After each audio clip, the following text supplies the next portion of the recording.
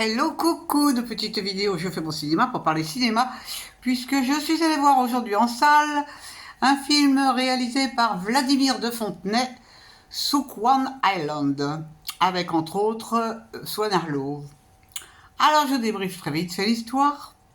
Un monsieur qui s'appelle Tom, qui est séparé de sa femme dont il a eu un garçon quand même, revient vers son ex-épouse et il l'informe qu'il voudrait emmener son fils en voyage pendant un an sur une île afin d'apprendre à se connaître, quoi. Cette île, elle est dans le grand nord. Et donc, il trouve que c'est une belle idée que de faire ce voyage avec son fils pendant un an. Ils apprendront à se connaître et tout, et tout, et tout. Donc, donc on va assister au voyage du père et du fils dans le Grand Nord, dans cette île où il n'y a rien, il n'y a rien. Il n'y a rien, il y a quelques animaux, c'est magnifique, hein, c'est magnifique, il y a des forêts, il y a la mer, il y a des lacs, il y a des ours, il y a des cerfs, des tas de choses sur vraiment de la nature, quoi. Alors, le séjour se passe comme il doit se passer, coupe du bois pour avoir du feu, ils vont se nager, ils vont se baigner dans l'eau tout nus pour se ravigoter, et puis l'hiver arrive, alors l'hiver c'est un petit peu plus difficile quand même, ils sont complètement isolés, mais ils ont une radio. C'est vrai, un jour il y a un problème, il y a un ours qui vient dans la maison et qui ravage tout. Donc il n'y a plus de radio, tout est senti dessous, enfin c'est terrible, terrible, terrible. Donc ils décident de tuer cet ours quand même, de mettre leurs aliments, parce qu'ils ont de la nourriture, donc ils décident de mettre la nourriture à l'abri et tout, et tout, et tout. Je ne vous raconte pas la fin. Mais je ferai des petits spoilers quand même. Qu'est-ce que j'ai pensé de ce film? Eh ben dans le genre, pas crédible, du tout, du tout, du tout.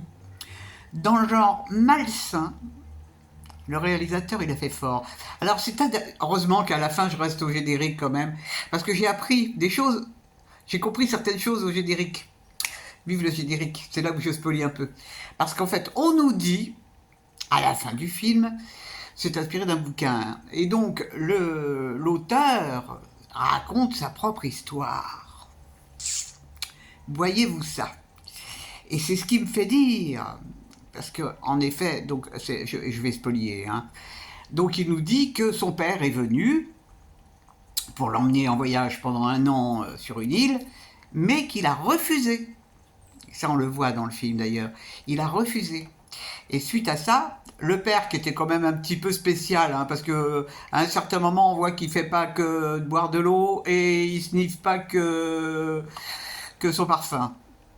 Et donc à la suite de ça, le père s'est suicidé. Et donc c'est le fils qui imagine le voyage en question. Et c'est là où c'est malsain.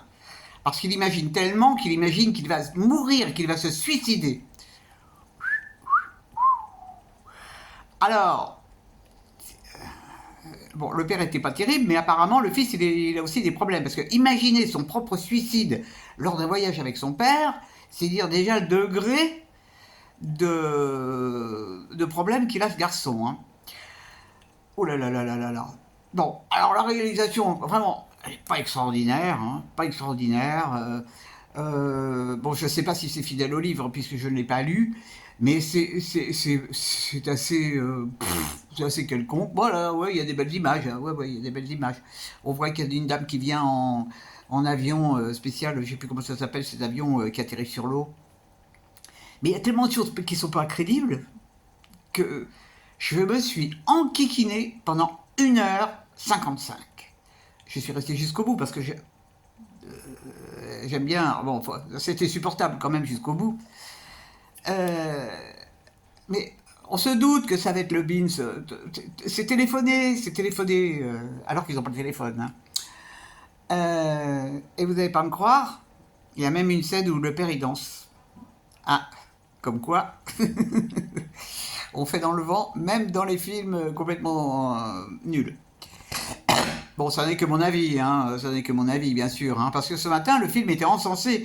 J'ai écouté Le Masque et la Plume, et le film était encensé sur Le Masque et la Plume. Ils ont été moins gentils sur un autre film que j'avais beaucoup apprécié. Non, c'est pas un problème. On est rarement d'accord avec Le Masque et la Plume, de toute manière. Cette émission que j'écoute depuis 60 ans.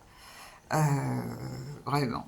Bon, tout ça ne me rajeunit pas. Donc, c'est pas moi qui vous suggérerais, qui vous conseillerais d'aller voir Suckland Island.